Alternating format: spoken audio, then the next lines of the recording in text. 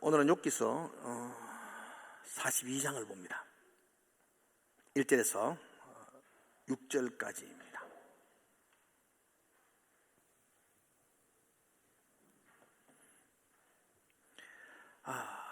욥기서 42장 1절에서 6절입니다. 제가 먼저 1절 읽겠습니다. 욥이 여호와께 대답하여 이르되 주께서는 못하실 일이 없사오며 무슨 계획이든지 못 이루실 것이 없는 줄 아오니 무지한 말로 이치를 가리는 자가 누구니이까. 나는 깨닫지도 못할 일을 말하였고 스스로 알 수도 없고 헤아리기도 어려운 일을 말하였나이다.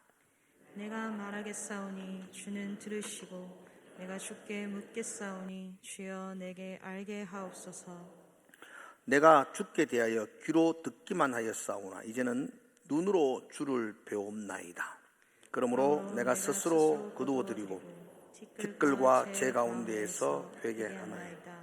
아멘. 아멘. 작년부터 지금까지 설교 본문을 제가 택하는 게 아니고 위에서 택해서 지령으로 내려옵니다. 그러니까 제가 자유곡으로 찬양을 하는 게 아니고 설교 본문이 딱 정해져 있습니다. 주일학교 공과를 따라 사기 때문에 그래서 제가 선택의 여지가 없이 요즘은 계속 지정곡을 부르고 있습니다. 자유곡이 쉬울까요? 지정곡이 쉬울까요? 저는 요즘 힘들게 하고 있다는 걸 알아달라고. 그래서 주일학교 교육을 위해서 어쨌든 주일학교 공과의 본문에 맞추어서 함께 일관된 설교를 주일학교와 같이 하기 위해서 함께 나눴습니다. 오늘은 욥기서거든요. 이게 만만한 게 아닙니다. 이게 참 어려워서 요번만큼은 건너뛰고 싶은데 그렇게 할 수 없어서 욥기서의 말씀을 읽고 제가 설교 제목을 하나님은 늘 옳습니다 이렇게 정했습니다. 위에 우리 자막에 나오죠? 하나님은 늘 옳습니다. 한번 따라 합시다. 하나님은 늘 옳습니다. 인정하시나요? 아멘이세요?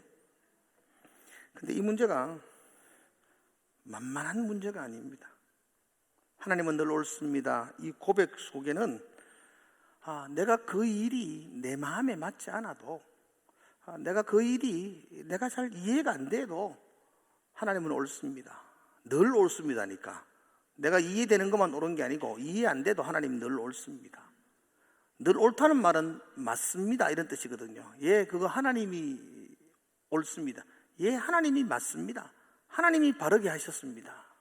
그래요, 나는 그거 하나님이 옳다고 인정합니다 라고 고백하게 되는 거죠. 그러니까 이게 말로는 쉽지만 내 삶 속에서 진정으로 고백되어져서 인정하기로는 굉장히 쉬운 문제가 아닙니다. 제 아버지는 딱 제 나이 때에 2월에 하나님의 부름을 받고 소천하셨습니다. 갑자기 심장마비로 돌아가셨습니다.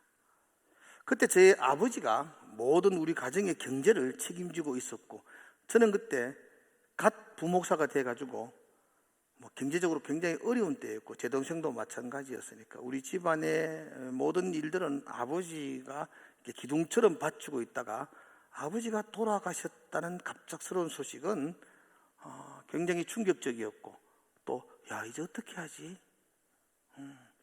우리 엄마 어떻게 하지? 누가 먹고 사는 경제적인 것들을 어떻게 하지? 라는 고민이 막 여러 가지 생각들이 들어서 매우 힘들었던 사건 중에 하나였더랬습니다. 그러나 그 아버지의 부재가 제게는 전혀 이해가 안 되고 어떻게 이럴 수가 있나라는 그 정도까지의 탄식은 아니었습니다. 그보다 더 어려운 사람도 많았고 그보다 더 일찍 세상을 떠나는 사람도 많았고 좀 일찍었지만 아버지의 죽음을 그래도 힘들었지만 받아들이고 용납할 수는 있었습니다.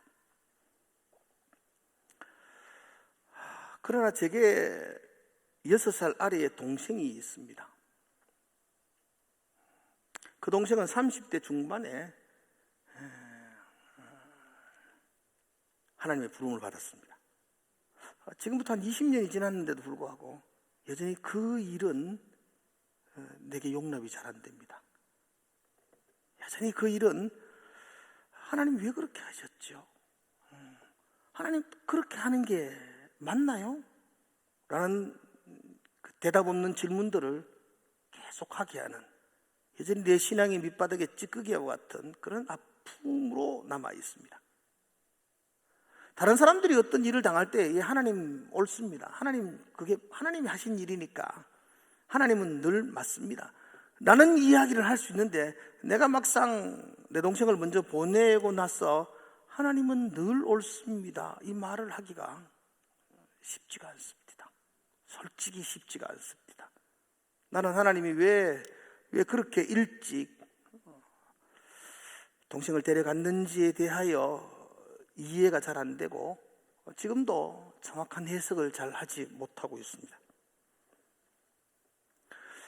이런 일들은 우리에게도 많이 있지 않을까요? 갑작스럽게 잘 되던 사업이 부도나갈 때에, 내 경제적으로 모든 것들이 잿더미에 되고 무너졌을 때에, 그 잿더미 위에서 그 망했을 때에 하나님 잘하셨네요, 그게 하나님 옳습니다는 뜻이거든요. 하나님이 잘하셨네요, 하나님이 늘 옳습니다, 이렇게 인정하고 고백하는 것은 우리에게 만만한 문제가 아닙니다. 내 사랑하는 자녀가 불치의 병으로 병상에 누울 때에 나는 그 현장에서 부모된 입장에서 하나님 잘하셨네요, 하나님이 늘 옳습니다, 이런 고백하기가 쉽지가 않습니다. 사랑하는 주변 사람들이 불의의 사고로 어려움을 당했다는 소식을 들을 때 그 소식을 접하면서 그래도 하나님은 옳습니다, 하나님은 잘하셨습니다 라는 고백을 한다는 것이 우리에게 만만한 문제가 아닙니다. 남들이 겪은 일에 대하여 하나님은 그래도 옳습니다라고 말하기는 어렵지 않는데, 내가 이해되지 않는 일을 겪을 때에 그 일 앞에서 내가 하나님이 옳습니다라고 말하는 것은 그건 굉장히 어려운 일이고 쉽지 않습니다. 오늘 욥에 대한 이야기를 좀 나누어야 될 것입니다. 욥 그러면 제일 먼저 떠오르는 게 고난이었죠. 그가 당한 고난은 우리가 몇 마디 말로는 표현할 수 없는 인간의 극치를 향하는 고난이었습니다. 어느 날 갑자기 한 종이 흘리벅떡 뛰어옵니다. 그리고는 종이 보고를 합니다.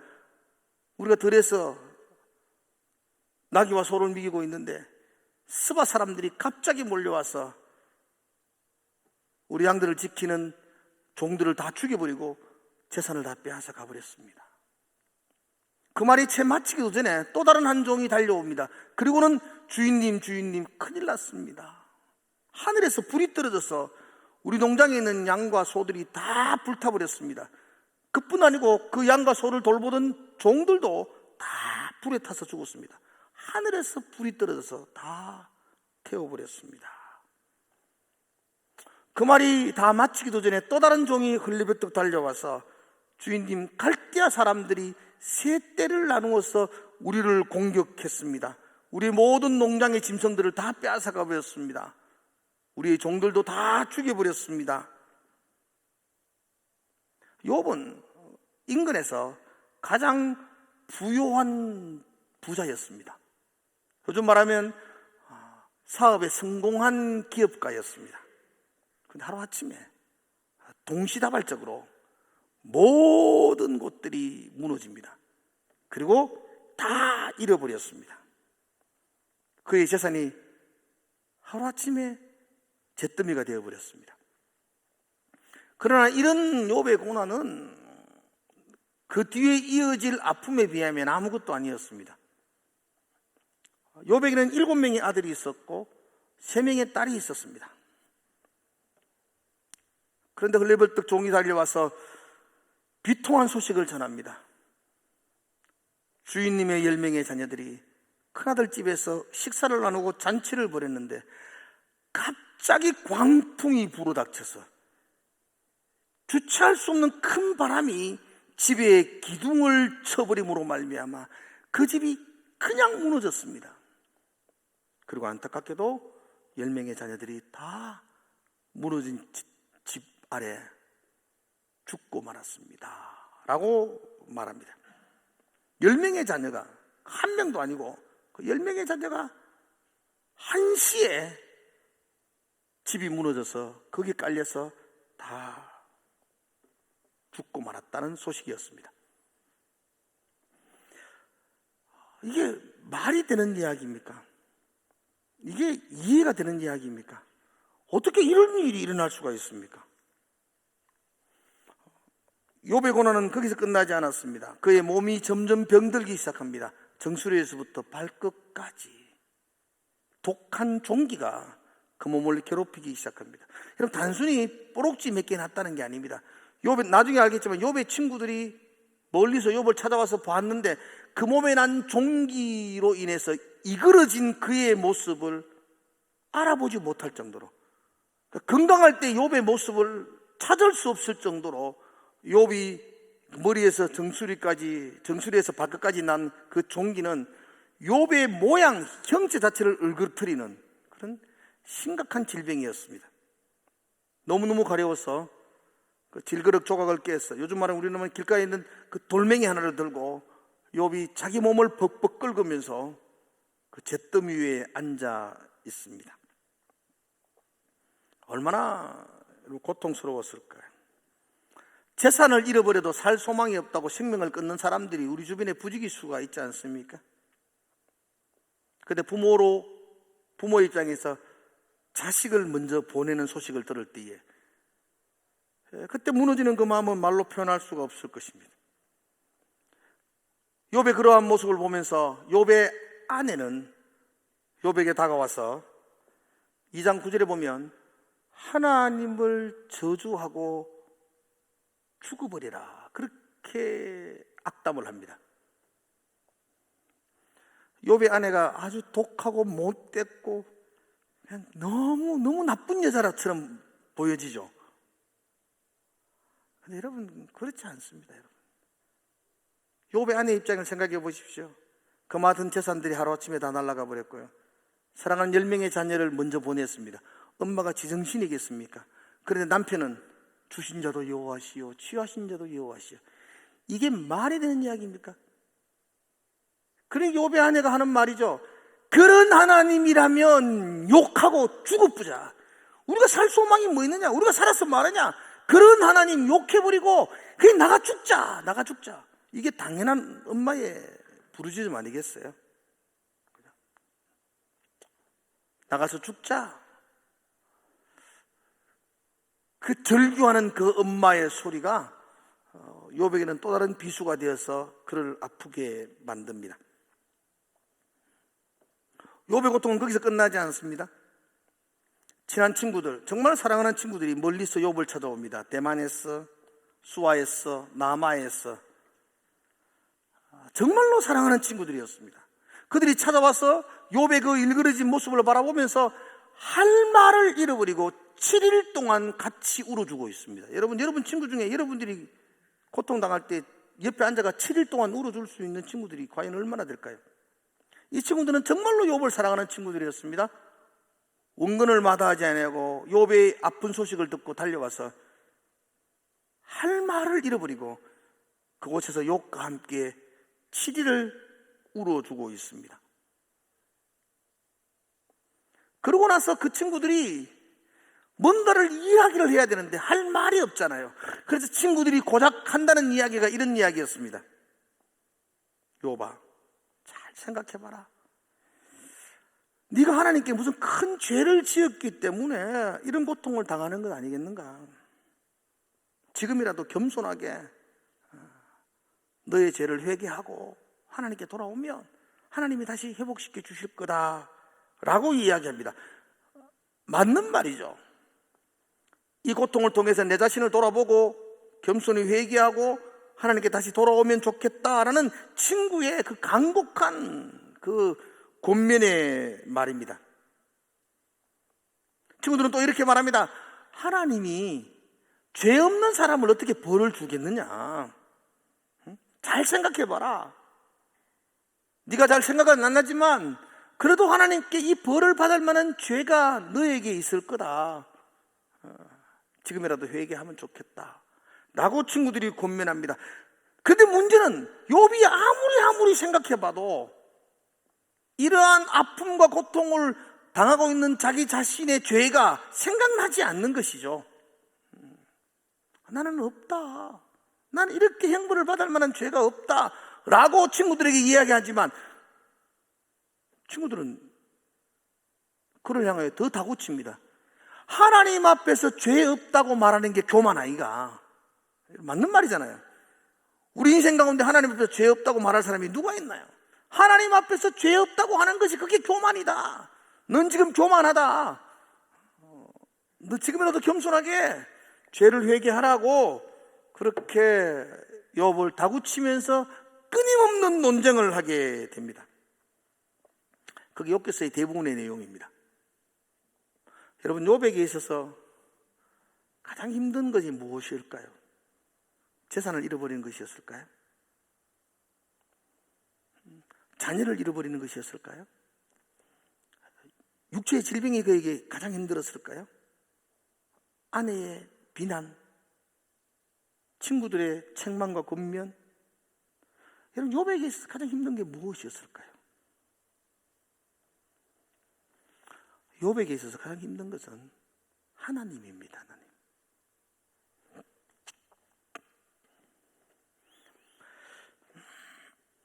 이 모든 일 전혀 이해되지 않고 전혀 해석되지 않지만 이 모든 일, 역사의 모든 주관자는 하나님이십니다.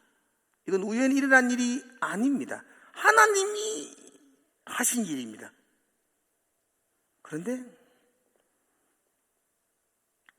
왜 그렇게 하셨는지, 하나님이 왜 이렇게 하셔야만 했는지, 왜 나에게 이렇게 가혹한 형벌을, 견딜 수 없는 고통을 왜 내게 주셔야만 하는지에 대하여 내가 알 수가 없습니다. 내가 이해가 안 됩니다. 친구들은 찾아와서 하나님이 죄 없는 사람을 벌하는 경우가 있느냐? 맞는 말입니다. 하나님이 정직한 사람들을 끊어버리는 경우가 있느냐? 그렇습니다. 맞습니다. 친구들이 하는 말이 조목조목 맞는 말입니다. 그런데 내가 형벌당하고 있는 것은 내 죄 때문이 아니라고 나는 소리치고 싶습니다. 지금 내 꿀뚝에 연기가 모락모락 나고 있습니다. 친구들은 말합니다. 불을 뗐기 때문에 연기가 나는 것 아니냐? 나는 말합니다. 나는 불 뗀 적이 없는데 연기는 나고 있습니다. 불 뗀 적이 없다는 거예요. 그런데 연기가 나고 있는 이 결과는 내가 부인할 수 없잖아요. 고통과 시련과 죽음, 연기가 나고 있는 이 현상은 내가 부인할 수 없는 건데 연기는 나고 있는 거예요. 근데 나는 불 뗀 적이 없어요. 친구들은 자꾸 내보고 안에 뗀 꿀뚝에 연기 나느냐고 자꾸 이야기하는데 나는 절대로 그런 적은 없는데, 그런데 더 이상 변명할 수가 없습니다. 왜냐하면 연기가 계속 나기 때문입니다.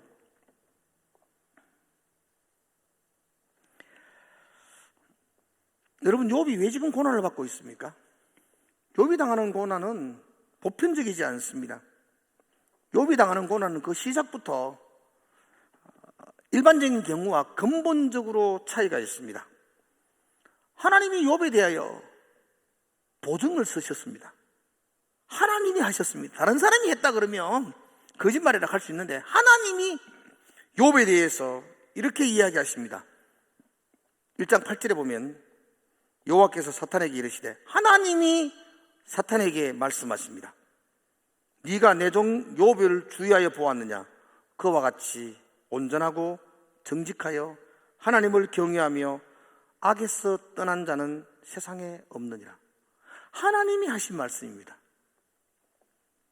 온전하고 정직하고 악에서 떠난 자가 이 땅에 없다. 그럴 정도로 욥은 온전하고 정직하고 악을 떠난 의로운 자였습니다. 하나님이 보증을 세셨습니다.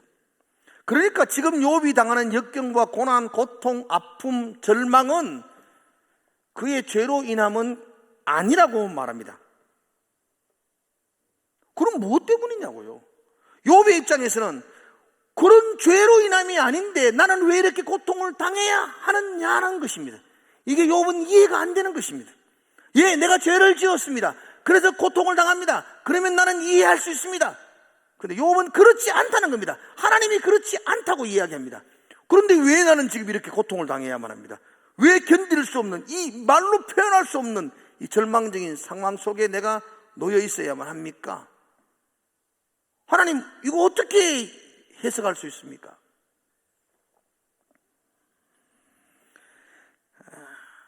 이 고통의 시작은 하나님이 사탄에게 욥을 자랑하는 데서도 시작합니다. 야, 욥 같은 사람이 있느냐? 사탄은 이야기합니다. 아이고, 하나님 그거 다 뺏어가 버리고 나면 하나님 욕할 겁니다. 그래, 한번 해봐라. 이게 하나님과 사탄의 내기를 하는 겁니다. 하나님과 사탄이, 이건 좀 불경스러운 표현인데, 장난치다가 욥은 돌에 맞아 죽을 지경입니다. 하나님과 사탄이 그냥 내기를 했는데 그 속에 욥이 지금 낑겨 들어가가지고 그런 말할 수 없는 절망과 고통 속에 빠져 있습니다. 욥의 입장에 볼 때에는 하나님, 이게 맞는 겁니까? 이렇게 해도 되는 겁니까? 하나님, 왜 이렇게 하시는 겁니까? 하나님이 이렇게 하시는 이유가 욥은 이해가 되겠습니까? 해석이 되겠습니까? 그래서 욥은 항의를 하는 것입니다. 친구들에게는 암만 이야기해도 이야기할 수가 없습니다. 나타나는 현상이 고난이니까, 고통이니까 친구들에게 말할 수 없습니다. 그래서 하나님께 따지고 대항합니다. 하나님, 왜 이렇게 하십니까? 하나님, 왜 나를 관역으로 삼으시놓고 하나님이 화살을 쏘십니까? 왜 하필 나를 하나님이 관역 삼아놓고 거기다가 화살로 나를 맞추고 있다는 거예요? 이게 이해가 됩니까? 하나님, 내가 하나님의 자녀인데 그런데 왜 나를 관역으로 세워놓으시고 하나님은 애매한 화살을 나를 향하여 쏘고 계십니까? 이게 맞는 일입니까? 이게 하나님이 하시는 옳은 일입니까? 왜 그렇게 하셨는지 하나님 한번 내게 해석해 주십시오. 내게 설명해 주십시오. 욥이 그렇게 하나님께 항의하고 기도합니다. 사랑하는 성도 여러분들, 하나님은 늘 옳습니다. 아멘이세요? 여전히 우기십니까? 여러분들에게 하나님은 늘 옳으셨습니까? 여러분들 하나님 하시는 일이 이해되셨습니까? 해석이 되셨습니까? 여러분들은 욥처럼 울부짖으며 하나님, 내게 왜 이렇게 하셨나요? 하나님, 나 이거 이해 안 됩니다. 내게 한번 해석해 보십시오. 하나님 한번 대답해 보십시오. 그렇게 외쳐본, 그렇게 기도해 본 적은 여러분들에게 없으신가요? 욥은 그렇게 기도합니다. 하나님, 내가 이럴 바에는 내 생일을 내가 저주합니다.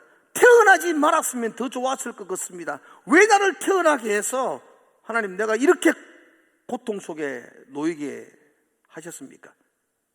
하나님 한번 대답해 보십시오. 하나님 한번 말씀해 보십시오. 내가 이 문제를 가지고 하나님께 나아갑니다. 하나님 해석을 한번 해 주십시오. 라고 욥이 하나님 앞에 항의하며 부르짖습니다. 그때 하나님께서 이제 욥기 결론 부분에 들어가서 38장부터 41장까지 하나님이 욥의 그 부르짖는 항의에 대하여 하나님이 말씀해 주십니다. 그 집에 가셔서 38장부터 한번 천천히 한번 읽어보십시오. 하나님, 왜 이렇게 하셨나요? 나 하나님 도저히 이해가 안 됩니다. 하나님, 왜 이렇게 하셔야만 했나요? 라고 부르짖는 욥에 대하여 하나님이 대답을 해 주십니다. 근데 하나님이 대답하는 것은 딱 부러진 대답을 해 주시면 속이 시원할 건데 하나님은 그렇게 하지 않으시고 하나님은 도리어 욥을 향하여 알 수 없는 질문을 계속 하십니다. 하나님 이렇게 하시거든요. 욥아, 바다에 가면 모래가 있잖아. 바다가 왜 모래를 못 넘는지 아느냐? 내가 금을 꺼 놓아서 바다를 모래를 넘지 못하라 했는데 내가 그거 어떻게 한 줄 네 아느냐? 바다가 넘치지 못하도록 막고 있는 나의 그 방법을 너는 알고 있니? 내가 아침이 되면 태양을 향하여 떠올라라 그렇게 명령했는데 내가 명령하면 태양이 어떻게 떠오르는지, 태양이 어떻게 움직이는지 너 그 원리를 아느냐? 너는 빛이, 광명이 어디서 왔다가 어디로 가는지, 또 어두움이 어디에 갇혀 있는지 너 아느냐? 하늘에서 우박이 막 떨어지는데 그 우박을 모아놓은 하늘의 창고가 어디에 있는지 너 아느냐? 너는 하늘의 별들을 묶어놓고 움직이고 운행하는 그 방법과 섭리를 너는 아느냐? 라고 묻습니다. 욥은 한마디도 대답하지 못합니다. 왜 바다가 왜 넘치지 않는지 어떻게 대답할 수 있겠습니까? 아침에 태양이 뜨고 저녁에 해가 지는지 그 빛이 어디로 와서 어디로 가는지 욥이 그 짧은 머리로 어떻게 알 수가 있겠습니까? 저는 아직도 전화기 속에서 여보세요 소리 나는 게 이해가 안 됩니다. 여러분 이해됩니까? 스위치 켜는데 불이 들어온다. 이게 이해가 되나요? 아직도 나는 모릅니다. 그런데 불은 들어옵니다. 바다가 모래를 넘지 않는 것, 나는 이해를 못합니다. 그게 나는 어떻게 그런지 알지를 못합니다. 그런데 여전히 바다는 모래를 넘지 못하도록 선이 꺼여져 있습니다. 못 넘어옵니다. 아침에 태양이 뜨는 것, 나는 이해가 안 됩니다. 근데 여전히 아침에 태양은 뜨고 있습니다. 하나님이 하시는 일이죠. 천지의 창조되신 하나님이 하시는 일입니다. 여러분 잘 들어보십시오. 욥은 하나님을 향하여 나는 하나님이 이해가 안 됩니다. 나는 하나님이 하시는 일, 내게 이렇게 하시는 일이 해석이 안 됩니다. 하나님 한번 대답해 주십시오라고 말합니다. 그때 하나님은 이 천지의 모든 오묘한 비밀들을 이야기해 주시면서 너 이런 것들은 이해가 되니? 묻습니다. 너 태양이 뜨고 지는 거, 우박이 떨어지고 내려오는 거, 바다가 멈춰서 있는 거 너 이해가 되니? 라고 묻습니다. 욥은 예, 잘 이해 못합니다. 하나님은 그렇게 말씀하는 겁니다. 내가 하는 일 중에 네가 이해할 수 있는 일이 어디 있느냐?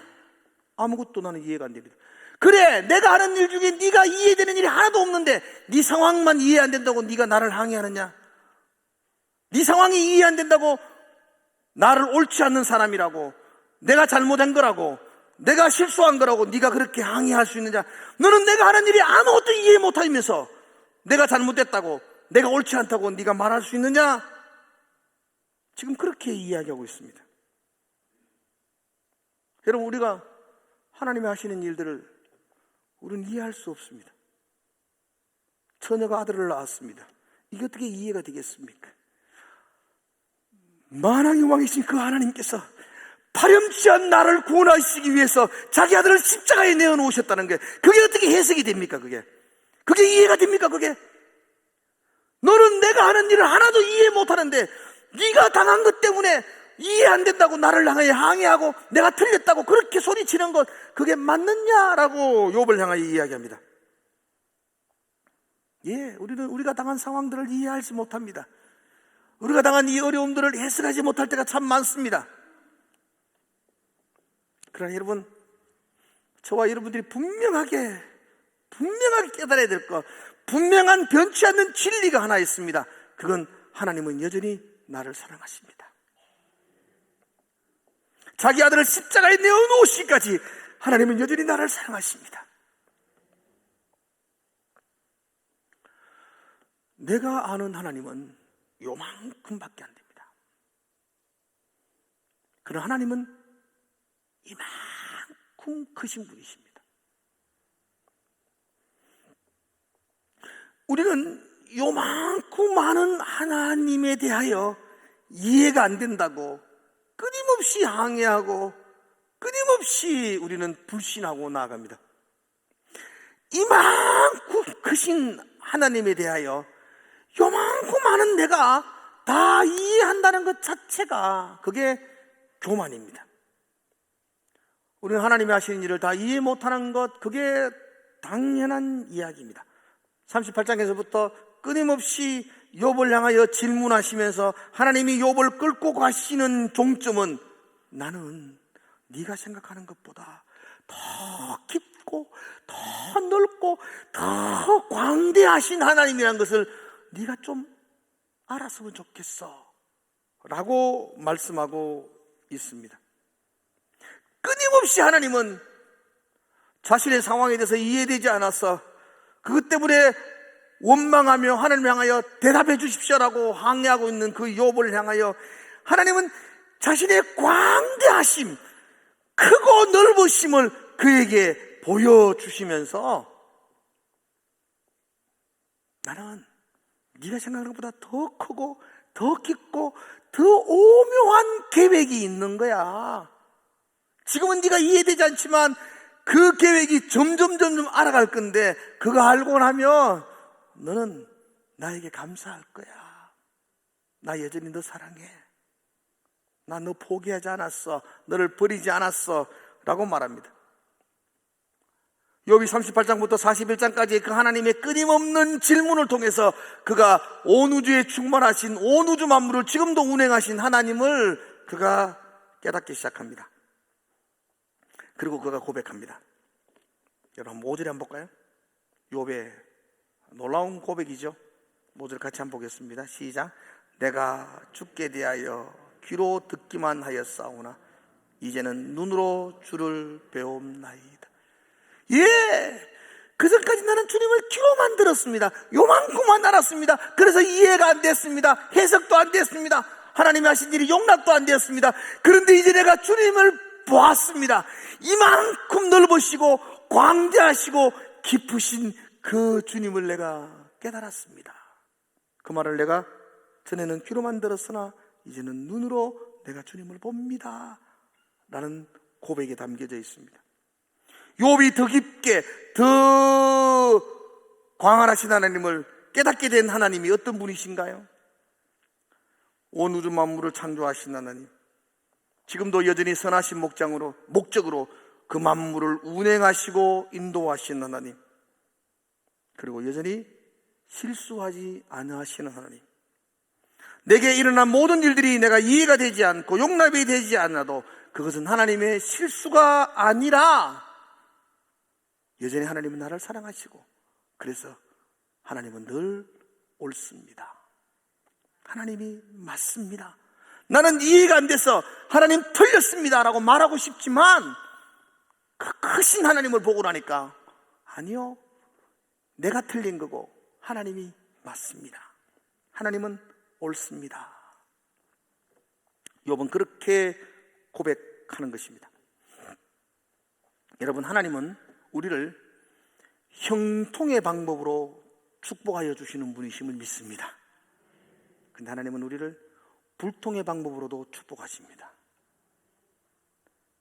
모든 일이 잘 되는 것만 내게 축복이 아니라 잘 안 되는 고난도 하나님이 내게 주시는 축복입니다.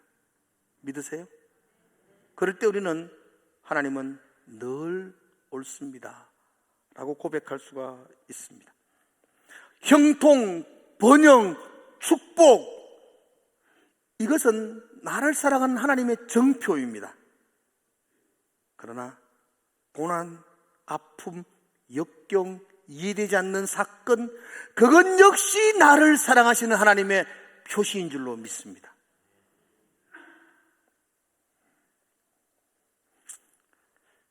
그것이 귀로만 들었던 하나님을 눈으로 보는 사람만이 고백할 수 있는 믿음의 고백입니다.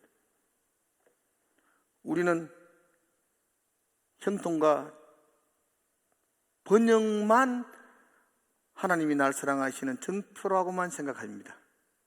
그런데 그렇지 않습니다. 나를 사랑하시기에 나에게 고난도 주십니다. 고난이 없으면 사생하여 참마들이 아니니라. 그렇게 말씀합니다. 때로는 내가 이해할 수 없는 고통, 내가 해석할 수 없는 아픔, 그게 다 나를 사랑하시는 하나님의 표시인 줄로 믿습니다. 우리는 하나님의 임재, 하나님의 부재, 굉장히 갈등하며 힘들어합니다. 하나님의 임재 안에 있을 때 너무나 찬송하고 기뻐합니다. 근데 하나님이 느껴지지 않고 보이지 않는 그 부재 속에 빠질 때에 우리 속에는 알 수 없는 원망과 불평이 막 솟구쳐 올라갑니다. 그러나 여러분 아셔야 됩니다. 분명히 아셔야 됩니다. 하나님의 임재는 나에게 항상 동일하신 분이십니다. 내가 하나님이 보이지 않고 하나님이 느껴지지 않고 하나님이 만지지 않는 하나님의 부재 속에 있다 할지라도 나는 하나님의 부재 속에 있다고 생각하지만 하나님은 여전히 내 속에 임재하고 계십니다. 내가 느껴지지 않는다고 하나님이 내게 없는 것 아닙니다. 그 상황 속에서도 하나님은 여전히 내 삶 속에 임재하고 계셨습니다. 내가 잘 될 때에도 하나님은 내게 임재하고 계셨지만 내가 고난 속에 고통 속에 불통 속에 있을 때에도 하나님은 내 삶 가운데 임재하고 계셨습니다. 잘 되는 것만 형통이 아니라 막히고 넘어지는 그 불통 역시 하나님이 나를 은혜의 축복 가운데로 인도하시는 하나님의 길인 줄로 믿습니다. 하나님이 실수하지 않기 때문입니다. 그래서 우리는 그 하나님이 늘 옳습니다 라고 고백하는 것입니다. 6절의 말씀을 한번 보겠습니다. 6절, 마지막으로 6절 한번 봅시다. 그러므로 내가 스스로 거두어드리고 티끌과 제 가운데에서 회개하나이다. 욥의 가슴 터지는 고백입니다. 내가 스스로 거두어드리고, 스스로 거두어드린다는 말은 그동안 내가 불평하고 항의하며 이해되지 않는 하나님을 향하여 왜 그렇게 했습니까? 하나님 대답해 보십시오 했던 나의 모든 믿음 없는 모든 말들을 내 스스로 거두어드립니다. 하나님, 그건 말 같지 않는 말이었음을 내가 인정합니다. 하나님, 그건 내가 잘못된 말이었음을 인정합니다. 내 스스로 그 모든 것들을 거두어드립니다. 그리고 내가 재와 티끌에 앉아서 회개합니다. 재와 티끌은 인간의 극한적인 밑바닥입니다. 내가 성공과 축복과 번영의 자리에서도 하나님은 옳습니다 라고 찬송했던 것처럼 내가 재와 티끌, 절망의 자리에서도 하나님이 옳습니다. 하나님이 선하십니다. 하나님이 맞습니다. 나는 그렇게 고백합니다. 그렇게 하지 못했던 내 자신을 내가 회개합니다. 이게 귀로만 듣던 하나님을 눈으로 본 성도의 가슴 절절한 찬양의 고백입니다. 저와 여러분들이 이 하나님을 만날 수 있는 오늘 이 아침이 되기를 축복합니다. 잘되고 형통할 때만 하나님 옳습니다라고 말하는 것이 아니고 티끌과 제 가운데 앉아서 지금은 이해되지 아니하고 지금은 용납되지 않지만 하나님이 여전히 나를 사랑하시고 여전히 그 하나님은 나에게 대해서 실수하지 않으시기에 나는 하나님이 옳으심을 인정합니다. 나는 하나님을 찬송합니다. 여러분과 제가 그 자리까지 나가기를 축복합니다. 욥이 지금 거기까지 도달한 겁니다.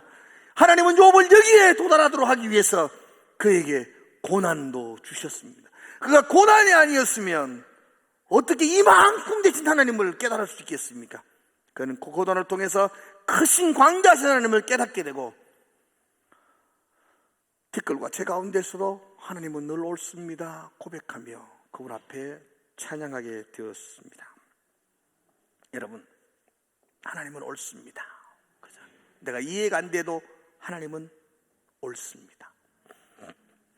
귀로만 듣던 하나님을 눈으로 경험하며 하나님이 옳음을 가슴 깊은 곳에서 이렇게 고백하고 인정할 수 있는 저와 여러분들의 신앙의 삶이 되시기를 주님의 이름으로 축복을 드립니다. 기도하겠습니다. 이해되지 않는 일이 너무나 많습니다. 해석되지 않는 일이 너무나 많습니다. 그래서 용납되지 않아서 하나님을 향하여 왜 이렇게 하셨는지 항의하고 따지고 묻고 싶습니다. 그러나 그것은 내가 하나님을 요만큼밖에 알지 못함 까닭임을 내가 고백합니다. 그 크신 하나님, 그 광대하신 하나님을 내가 볼 때에 그럼에도 불구하고 하나님은 늘 옳습니다. 그런 고백과 찬송을 드립니다. 비록 내가 지금은 티끌과 잿더미에 앉아있지만 하나님이 내 인생에 실수하지 않았음을 내가 고백합니다. 그리고 그 하나님의 손길을 내가 인정합니다. 하나님이 나를 붙들어 주시고 인도해 주실 하나님을 믿기에 내가 오늘도 고백합니다. 하나님은 늘 옳습니다. 하나님 아버지, 그 믿음으로 한 주간을 살아낼 수 있도록 주님께서 축복하여 주시옵소서. 예수님 이름으로 기도드리옵나이다. 아멘.